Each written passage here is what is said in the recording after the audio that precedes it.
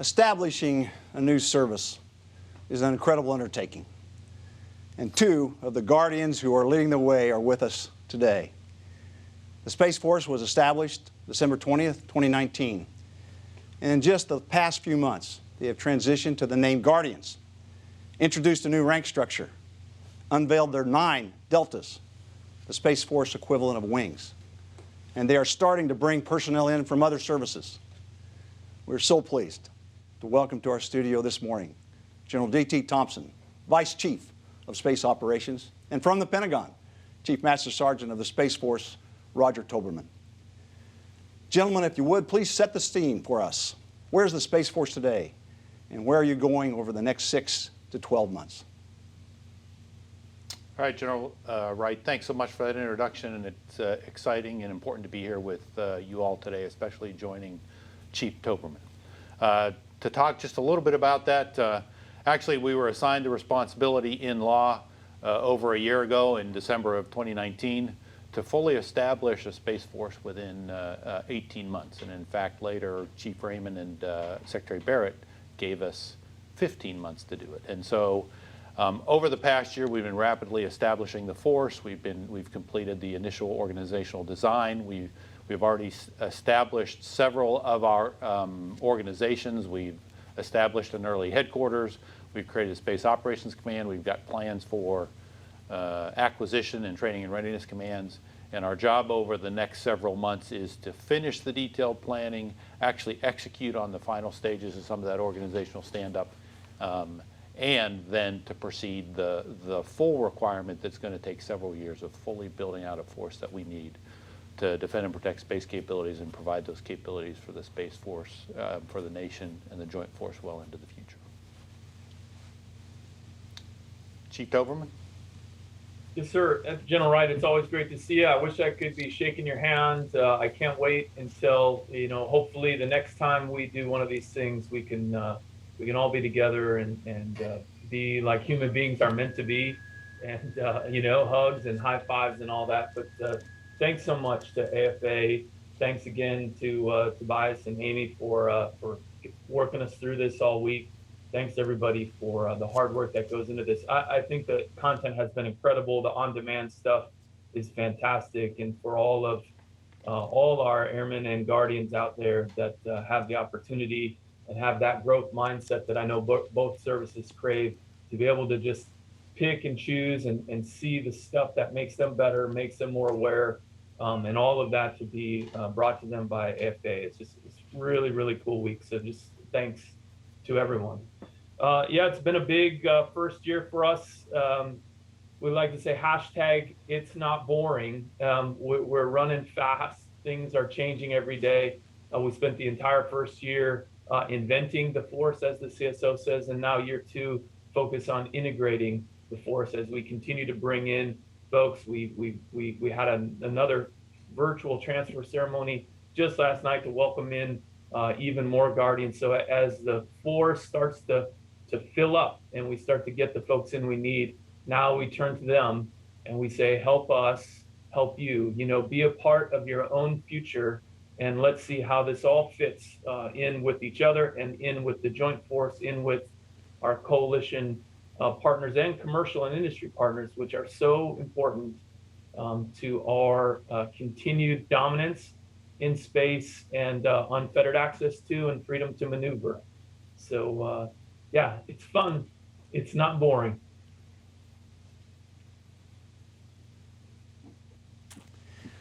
Well, thanks, General Thompson and Chief Towberman, for all of us looking at the backgrounds and the experience, the leadership tests that you've both been through. We couldn't have 2 better proven joint warfighters to lead our nation and certainly to lead our Space Force. Let me start with a question, the term Guardians. A bit of background on how you all came up with the term Guardians, but really what that term means to this important set of joint warfighters, and now also known as Guardians. So I'll start with you, General Thompson, and then Chief Towberman. Sure. To me, Guardian means several things. First of all, it means provider and protector. It means overwatcher, and it means warrior. It means somebody who's trained, who's disciplined, who's prepared, and who provides every single day. In fact, every day the Guardian provides that overwatch, allows for provision for others, but in the role of protector and warrior is prepared at a moment's notice to go completely into that mode, and probably most importantly is that symbol to those who would do us harm. The understanding of what we do every single day, and if they choose to force us into the mode of protector and warrior, things will not end well for them.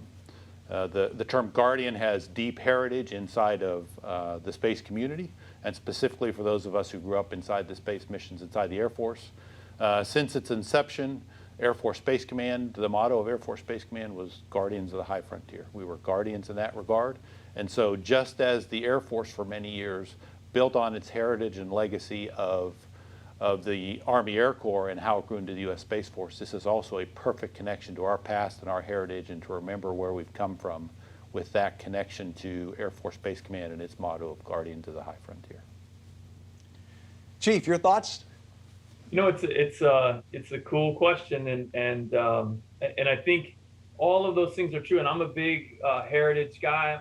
I'm a big I love military heritage and being able to give a nod to our history. But maybe something I love even more is that we don't know what Guardian is going to mean, you know, tomorrow. That this is in the hands of the culture that we're building, and in many ways it can mean whatever we want it to mean. And I think that that's really kind of the cool thing, is that as we start to flesh out our values, as we turn to the force and we say, it's your culture, it's the headquarters job to set the conditions for success. It's your job to grow within those conditions and be the culture and give meaning to a very powerful word with great history, with great legacy. The future of that word and what it really means to be a guardian. I mean, really, to hopefully be a word, right? That if I'm a guardian, it's something that never changes. I may serve 4 years, I may serve 40 years, but to always be a guardian and what that means moving forward, to have that in the hands of the people that are building this force is just, I think it's really cool to me, and so maybe even cooler than the history and legacy that comes with Guardians of the High Frontier, and just the powerful word that it is on its own, is this concept that, man, what will it mean tomorrow? What do Guardians symbolize? What is that culture that's going to grow on its own as we help to unleash the greatness in all of the folks that are raising their hand to join the team? Well, thanks, Chief. You know, General Thompson, you were getting pretty good grades earlier in your life, a degree, in fact, in astronautics from the Air Force Academy. Could you and the Chief talk a bit to those who would want to enter the Space Force and be Guardians? What are the attributes, the backgrounds that you're looking for? Sure will. And let me start by saying this. You know, today we have over 4,100 uniformed members of the Space Force. About 150 of those have come through accession channels directly into the Space Force, whether it's through the officer channels or the enlisted channels, but 3,950 of us wearing the Space Force name tape today, at some point in our past, for some number of years, were airmen and part of the United States Air Force. And let me start by saying this. We have a long way to go, many things to do to build out what we expect of Guardians, but we're starting on a tremendous foundation. First of all, those Guardians at heart, who for years were airmen who performed space missions inside the Air Force, who taught us, who trained us, who mentored us, the things we had the opportunity to do as part of the space community and space missionaries inside the Air Force, and the support that the Air Force provided and built us into has provided an excellent foundation for where we need to go in regard to Guardians. In addition, through the support they're providing with basic military training and some of the education programs and other things we're going to continue to partner with and depend on the Air Force for many years, the Air Force has had a huge role in where we've gotten to today. And I just want to take a minute to say, express our appreciation for that.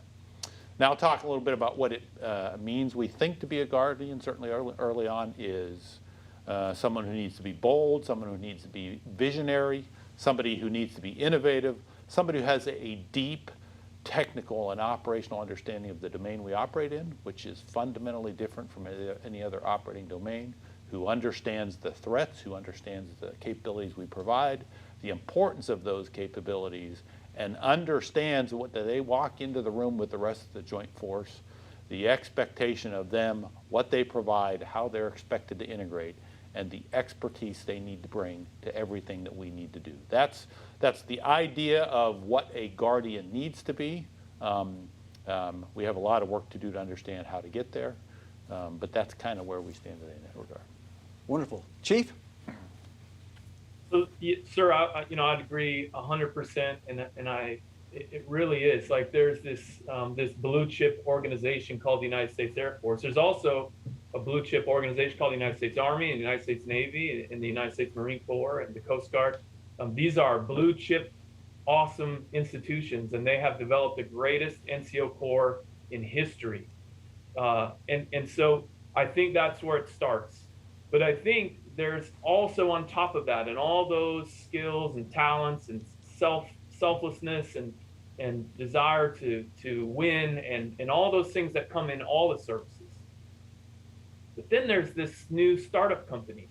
And I think there's folks with a certain kind of willingness to take a little bit of a risk on a startup company, be a little bit more adventurous, be a little bit ready for something unconventional, maybe a little bit disagreeable. And so I think we want the things that everybody wants. And then there's this other thing, right? Like, there's some people that are like, yeah, but this startup is pretty exciting to me. And let me invest in that and let me give that a chance. And so I think this is this little extra thing that we want for potential Guardians. They need to have this sense that investing in a startup is really cool, because not everybody thinks that's really cool, right? And so to get that kind of willingness to be bold and different and to start with a clean sheet, that's really exciting to us. The one thing that you said too, that I know we're really working hard on the recruitment and in particular on the enlisted side, you said what backgrounds they might have. And I think this is a fascinating conversation, because it is kind of normal practice to hire folks or recruit folks based on what they've done.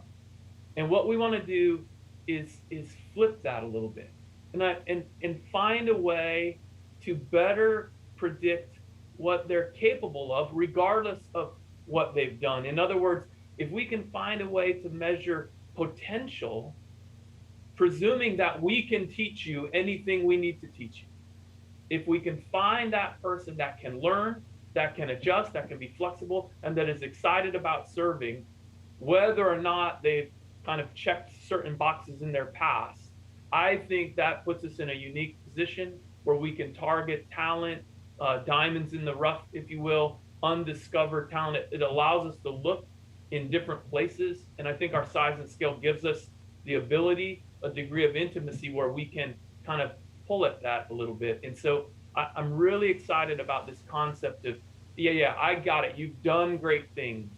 But let's see if we can somehow measure and predict what you're capable of. And let's invest in that. Let's both of us, right, as institution and individual, let's both of us decide to invest in your potential and not just bank on your past, if that makes sense. It's pretty cool. Yeah. It's not boring. Hey, Chief, General White, if I can, let me Sure. add just a little bit there. You don't typically want to talk about things you don't want, but let me just say some things we can't afford from Guardians. The first is Guardians should not be asking for permission to do their job. In some places, in some cases, you find that culture building of this sense of I have to have permission to do my job. Absolutely, we cannot afford, as young, as small, as far as we need to go, we can't afford to have Guardians who ask for permission to do their job, number one. And number two, we can't afford Guardians who come in with a mindset that says, we have always done it this way. What we really need are Guardians who say, why do we do it this way? Who ask, why do we do this way? And why can't we do it differently? Those are a couple of attributes we can't afford in Guardians as we build that culture going forward. Well, thanks. That sounds great. I'd certainly follow either one of you to a tough fight. So thanks very much. General Thompson, you know, you've been in the joint fight as an airman and now as a guardian for many years. We haven't conducted effective combat operations, joint combat operations around the world without the Space Force being right in the middle of targeting and warning the delivery of precision-guided weapons. Our satellites, our Space Force have been there. Could you talk just a little bit about what you've learned as you've been in the fight over the years, and what you've learned from your joint warfighting counterparts, Army, Navy, Air Force, Marines, as well as from your allied counterparts, as together you don't just deter peer threats, but you take them out on demand. And then, Chief, if you'd follow up, that'd be great. And that's one of those areas, General, where we can really and need to count on and learn from the entire Joint Force. As you said, I had the opportunity in a couple of senses to be in that fight, and the first was when I spent a year deployed with Air Forces Central as a Director of Space Forces. And that's where, now, I was in that assignment as a senior colonel.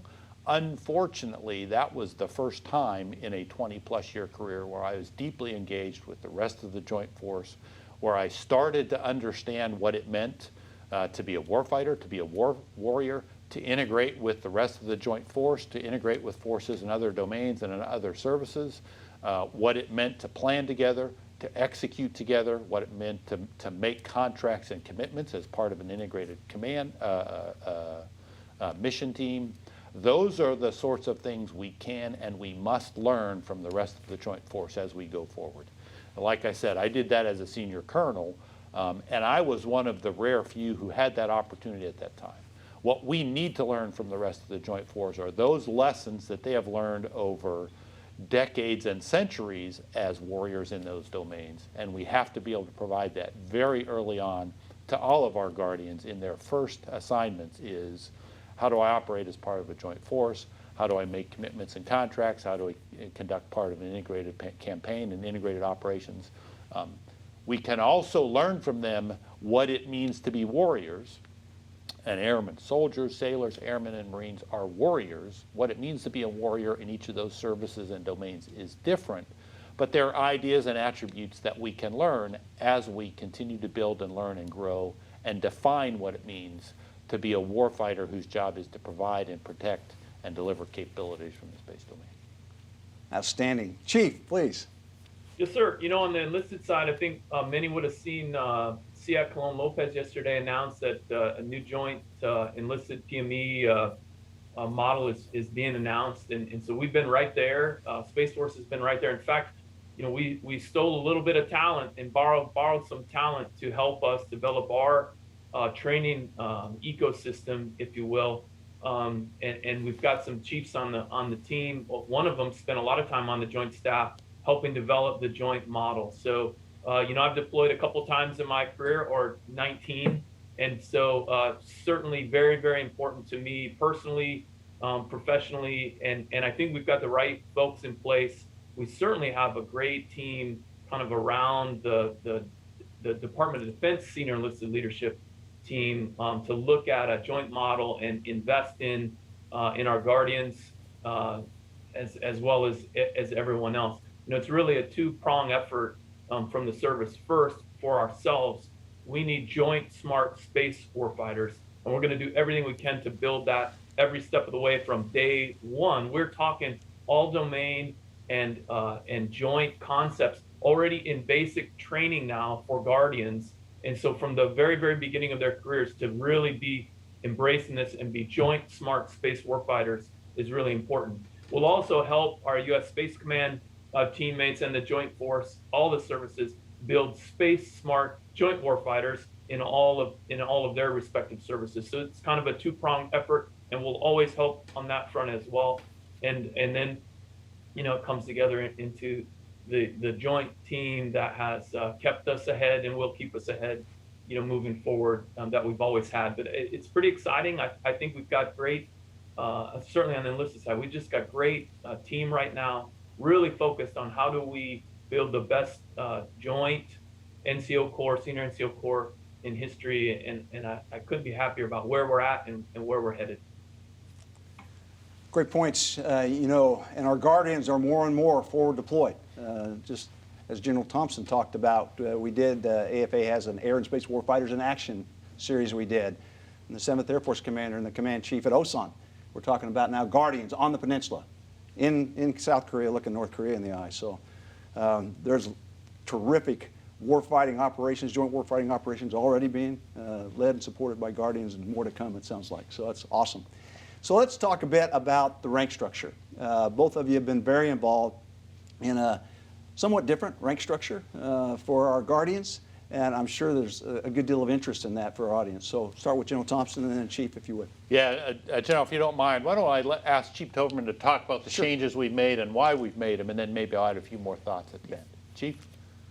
Yes, sir. So you know, we'll start. We worked through this. We did crowdsource lots and lots of ideas, and then we kind of systematically went through them with sort of some assumptions up front. We knew we had to be credible in the joint force, but we wanted something that was built kind of forever, and that was tricky, right? Because if you're trying to plan for something to be relevant and sticky, if you will, 100 years from now, how do you do that? How do you guess right? And what we didn't want to do is be the Jetsons or the Edsel, right? And make some trendy, you know, fantasy-based guess at the future. We wanted to kind of look historically through the lens of, hey, if something has lasted 1,000 years, it's probably going to last 100 years. And around the world and throughout the centuries, the same sort of ranks have shown themselves over and over again in enlisted forces, you know, everywhere.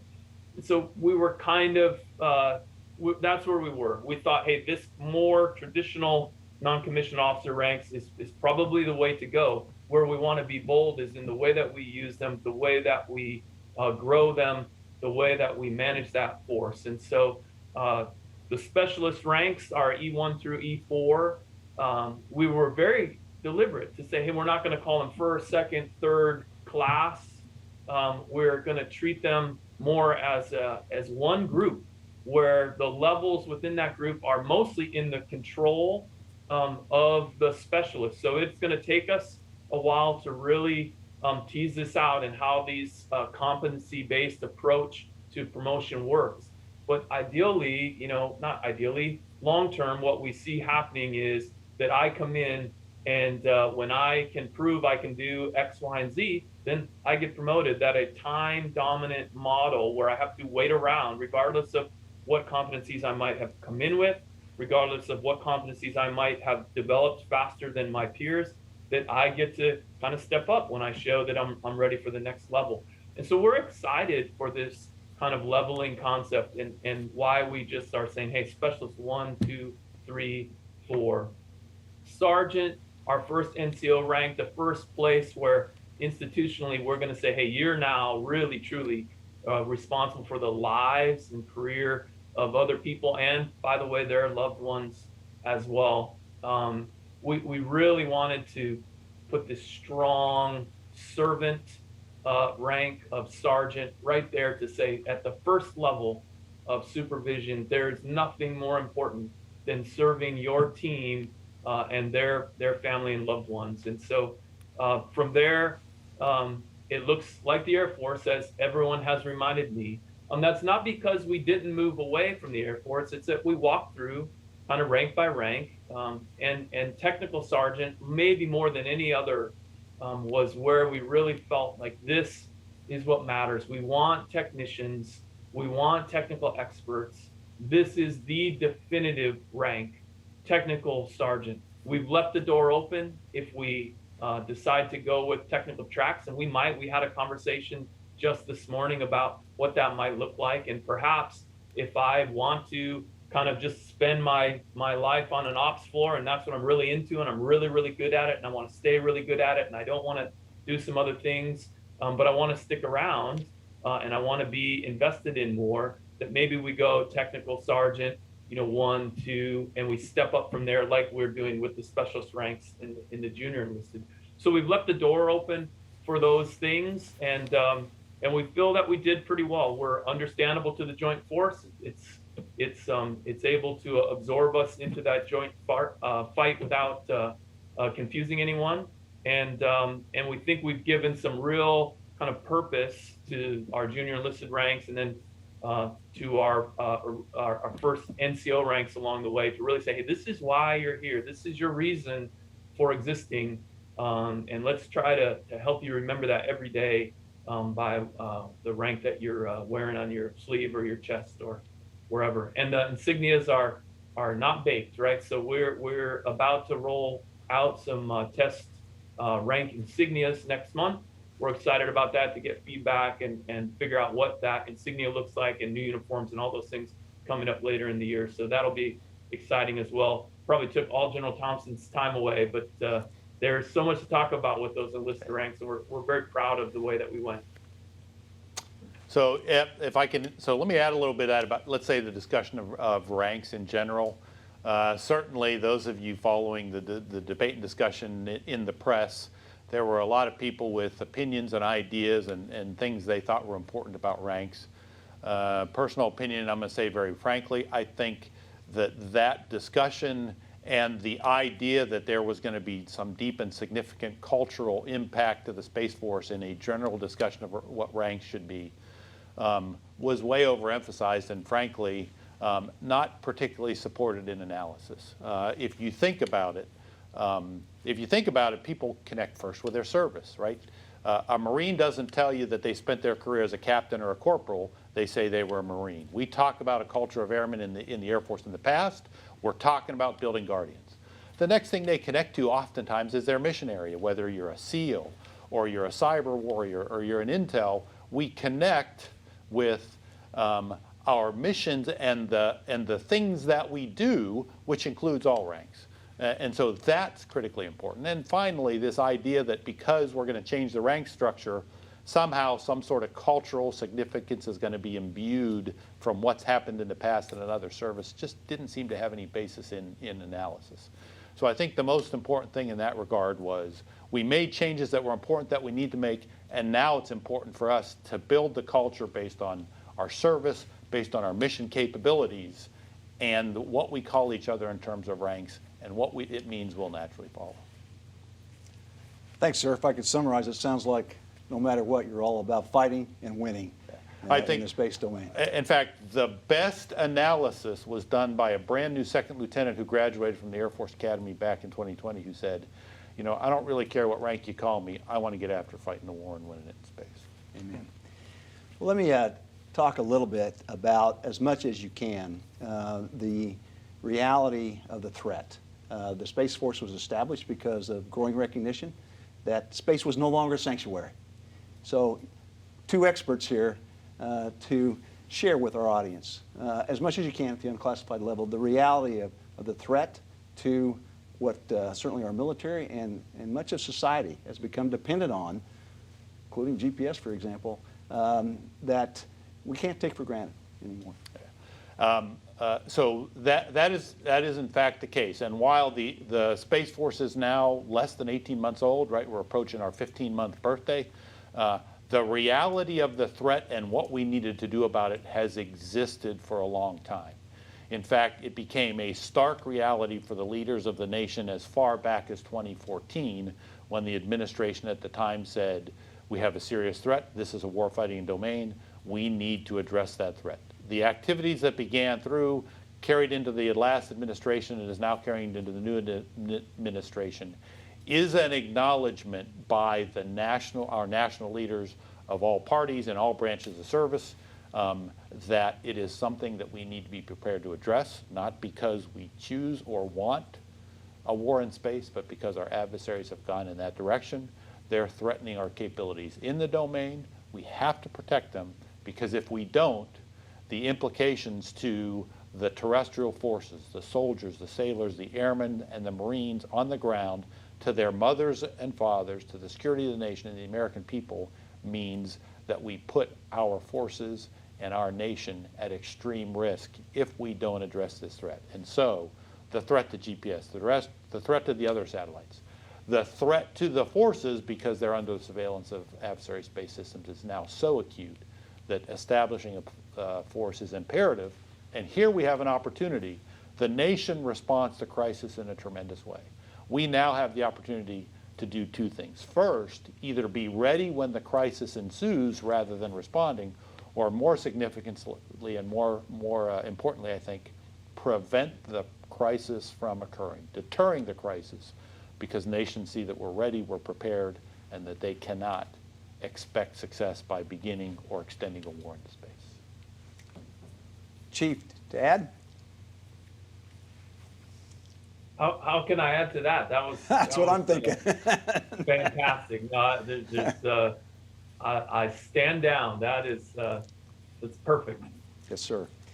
Well, let's talk just a minute about space as the digital service. Some people understand that. A lot of us don't. So if you could break down what it means to be a digital service so that it's for our audience, I think that would really be helpful. And I know you all can. We're talking to the experts. So. Well, since I stole the last question, Chief, let me let you start, and maybe I have to say, what else can I say when we're done? Yeah, so I'll be honest. We are still kind of working through exactly what does that mean. We know that it means a couple things. One, it means that we'll all be enabled, that there will be a degree of literacy, if you will, digital literacy across the entire force. And we've already gone after some licenses that are available to all Guardians so that they can grow and become digitally literate, so that they have X amount of capability, which will put us at X amount more than most people. On top of that, however, we also know we need some true digital fluency or proficiency of some. And so we're working through what that looks like and how do we bring kind of elite programming skills and elite digital talent across the force. How do we train it? How do we incentivize it? How do we use it so that we can have these sort of supracoders, as we call them, make a real difference in real time across all of our mission sets. And so we're not quite 100% got that figured out yet, but no mistake that the CSO, this is where he wants to go. We're excited to go there. We think there's all kinds of opportunity, and I think we'll know when we win. We had a conversation once on a visit with a very important company in the space business, and we were talking about digital engineering, and one of the engineers quipped. He said, "You mean engineering?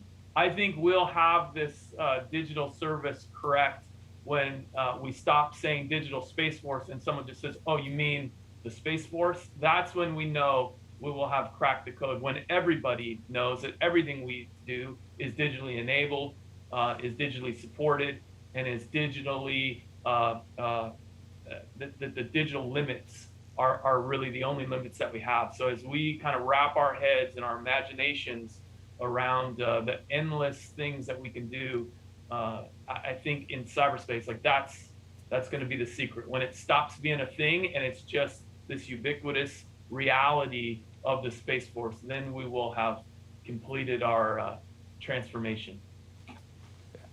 The chief is exactly right. This isn't about the future. Digital is about the reality today. And I'll be frank, for people like me, I tell my staff all the time, I'm a digital dinosaur, and digital for me is a bolt-on. But again, if you think to the past and 100 years ago, as both the airplane and armor were capabilities, those armed services and those military professionals who saw it, who understood it, who knew what they had to do, and quickly adapted and integrated those into military operations, saw success in the 20th century. Those that did not did so at their peril. This is sort of an element of, if we don't build this service and everything we do on this platform and this approach, we threaten ourselves with obsolescence and irrelevance, and we have the opportunity from the start to do things on a digital basis, and as the chief said, someday not be called the Digital Space Force, just be called the Space Force, and it's understood what it means from a digital standpoint. Great. The two of you are so smart that you can explain it so I can understand it, so thank you. Let's talk a bit about your partnership with industry over the years. building and flying satellites is complex. It's complex in the technology, usually leading edge technology, and it certainly requires a level of engineering skill that has to come from a partnership with industry. If you all could talk a bit more about the importance of the industry partnership, what you expect from industry, and oh, by the way, we're getting into the requirement for readiness. How do we sustain readiness across our Space Force capabilities? Yeah, so this is yet another area where we've done things in the past. We know how to work effectively with industry in the past, but if there's not just a desire to perhaps evolve that relationship, but an imperative for several reasons. First of all, there's tremendous energy, innovation, and frankly, investment in the commercial side of space these days.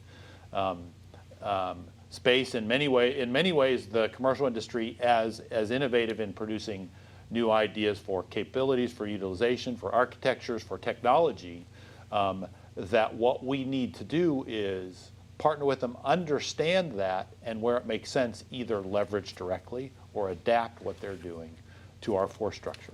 And right now, I would tell you honestly, we don't know 100% exactly what that means. I will tell you we absolutely know and understand that part of that is the deep need to change and adapt our acquisition approach and how we acquire space systems. I know we've had an imperative from Congress, and we've been working both with the Department of Defense and the administration and Congress and how to adapt that system. But what we really need, and we're looking forward to in our engagement when it comes to designing forces, to creating architectures, is how should our relationship with industry change in the future? And that's a two-sided discussion. It probably involves not only a deeper level of interaction in terms of helping us in terms of ideas and architectures and capabilities and design, but also perhaps a different relationship in terms of the flow of people and expertise back and forth between industry and into the Space Force. I think that's a part of the deep understanding of the technologies and the capabilities in the domain that we're going to have as a force to be able to adapt to the future. Chief, thoughts? No, we haven't yet decided what our core values might be, but in all of these conversations, a recurring theme is a theme of teamwork, of connectedness, of collaboration, this inclusiveness that we feel is in the DNA of every Guardian and in the DNA of the Space Force. And so whatever that looks like going forward, I expect that teamwork, that inclusive nature that really is part of who we are, extends to industry, extends to our coalition partners, extends to commercial partners, extends across the joint force, extends to our civilians and our uniformed folks. Like I think, however this plays out, we're gonna do it well because it's gonna be what defines us. One of the many things that defines us as a service is that we get collaboration, we get teamwork from day one. It is who we are, something we can't live without. And so I think however this plays out, and we need time and we need help to figure it out fully. But I think when collaboration is the oxygen that you breathe, you can expect that it's going to be it's going to work out pretty well in the end. We as uniform members, we enjoy the great appreciation of the American people. I can't tell you, how often as you're out in public in uniform, people just thank you for what you do. And so many times, people understand and recognize and thank us for our contribution to national security. Oftentimes, the civilian members of the force don't get enough credit. And oftentimes, both the defense industry as it exists today and even the commercial industry and others don't get the appreciation they deserve for their contribution to national security, not just day by day, but how they keep us fresh in the future. And so I think part of this is we need an appreciation of them and our advocates and support and those, and an opportunity here to say, not only do we need them and partner with them today and they're key to our future, but it's our opportunity to tell them, thank you for what you do for your role in national security. Thanks. We have 1 minute to go. General Thompson, huge audience out there, a cross-section from Congress to those community partners that are around your deltas, supporting your deltas, a lot of opportunity and need for public support and education. So do you have an ask for the audience? I do, yes, thanks. And that really is it. It really is that public education piece is to help us to continue to sell the message of the things that we do, the capabilities we provide, and the importance.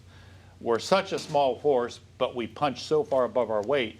We need those who understand what space is and what it does to connect with the American people and help them understand. They may have had an airman, a soldier, sailor, Marine, somewhere in their past who they connected with and they understand. We are so small, most people have never met a Guardian. So for all of you out there who understand who we are and what we do, help us with that education so that the American people truly understand the importance to national defense. Well, super. General Thompson and General Towberman, we can't thank you enough. This was just outstanding, and our nation is so fortunate to have you in your leadership roles at this critical time in our nation's history. Semper Supra, and we'll be right back with Amy and Tobias.